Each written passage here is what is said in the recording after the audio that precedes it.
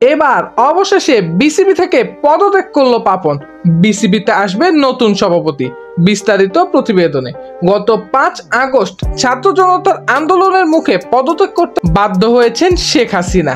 দায়িত্ব ছেড়ে গোপনে দেশ ত্যাগ করেছেন তিনি। ফলে অবসান ঘটেছে টানা 15 বছর বাংলাদেশের শাসন ক্ষমতায় থাকা আওয়ামী লীগের। এরপর দলটির বেশিরভাগ শীর্ষ নেতারাই দেশ ছেড়ে পালিয়েছেন। সদ্য সাবেক ক্রীড়ামন্ত্রী ও বিসিবির সভাপতি নাজমুল হাসান পাপনের অবস্থান সম্পর্কে জানা যায়নি। তবে বিসিবির একজন পরিচালককে জানিয়েছেন বিসিবির সভাপতি পদ থেকে অব্যাহতি নিতে রাজি আছেন পাপন। এ প্রসঙ্গে বোর্ডের প্রভাবশালী পরিচালকদের সঙ্গে আলোচনাও করেছেন তিনি।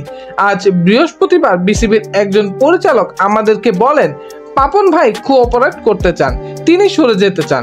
এ নিয়ে আমার সঙ্গে সরাসরি কোনো কথা হয়নি, তবে তিনি সরে যেতে চেয়েছেন। কখন কি করবেন তা বলতে পারছি না। বিসিবির সিনিয়র পরিচালকদের সঙ্গে যোগাযোগ রাখছেন। পাপন পদত্যাগ করলে আবারও নির্বাচনের মাধ্যমে নতুন সভাপতি নির্বাচিত হবে। সেক্ষেত্রে লম্বা সময় পর পরিবর্তন আসবে বিসিবির শীর্ষ নেতৃত্বে। গত 5 আগস্টের পর থেকে বিসিবির কোনো কার্যক্রমে অংশ নিচ্ছেন না পাপন। বোর্ডের গঠনতন্ত্র অনুযায়ী প্রতি 2 মাসে একটি করে পরিচালক সভা অনুষ্ঠিত হওয়ার কথা রয়েছে।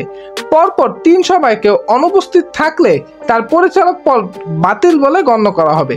তাই নিজে থেকে পদত্যাগ না করে যদি কার্যক্রমে অনুপস্থিত থাকেন পাপন, তাহলে অন্তত 6 মাসের জন্য বাংলাদেশ ক্রিকেটের পরিচালক ও সভাপতি পদে বহাল থাকবেন পাপন।